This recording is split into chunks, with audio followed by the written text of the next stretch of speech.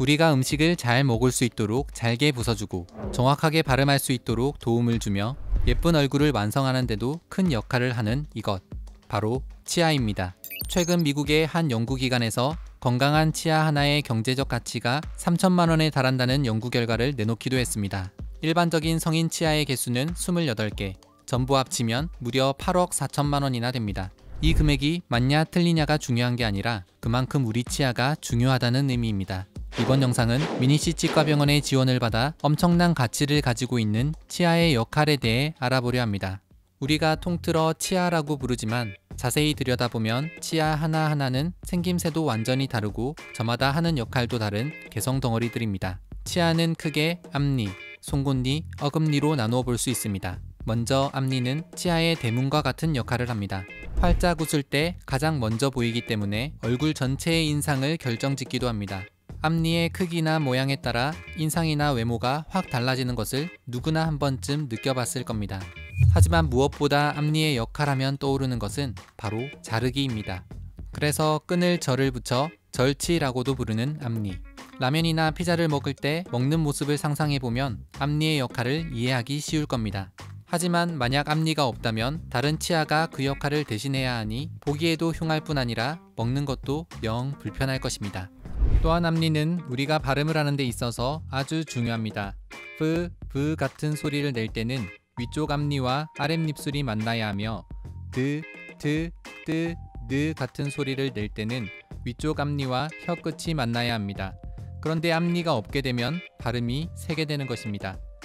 또한 우리가 잘 인식하지는 못했겠지만 앞니가 입술을 지지하고 있기 때문에 우리가 예쁜 입술 모양을 유지할 수 있습니다. 앞니의 건강을 지키기 위해선 힘을 많이 줘야 하는 음식이나 질긴 음식을 앞니로 끊거나 베어 먹는 일은 피하는 게 좋습니다. 다음으로 소개할 선수는 드라큘라 하면 떠오르는 바로 송곳니입니다. 뾰족하게 생긴 외모 때문에 개의 이를 닮았다고 해서 견치라고도 불립니다.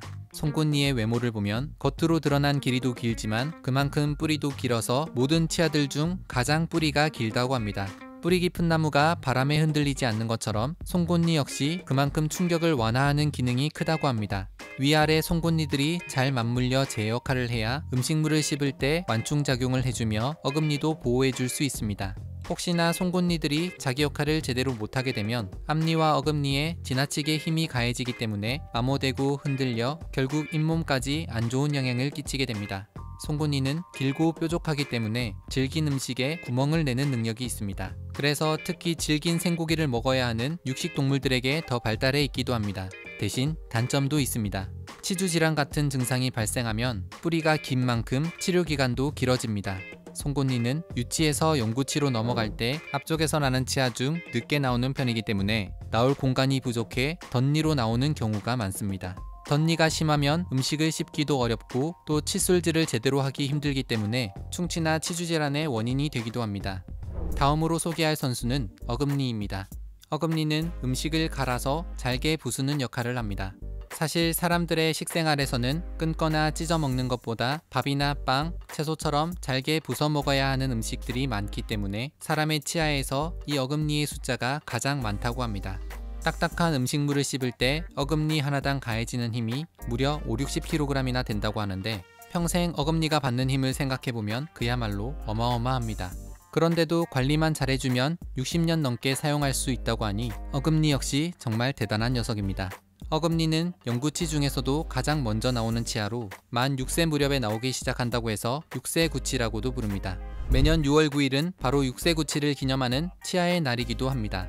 어금니가 불편하거나 없는 경우에는 음식을 씹는 능력이 확 떨어지기 때문에 잦은 소화불량을 유발할 수 있습니다. 혀를 가지고 어금니의 표면을 만져보면 다른 치아와 달리 홈이 파여져 있고 울퉁불퉁한 것을 알 수 있습니다. 음식물을 잘 분해하기 위해 이렇게 생긴 것인데 그러다 보니 음식물이 껴서 충치가 가장 많이 발생하는 치아이기도 합니다. 마지막으로 소개할 선수는 영구치 중에서도 가장 늦게 나오는 바로 사랑니입니다.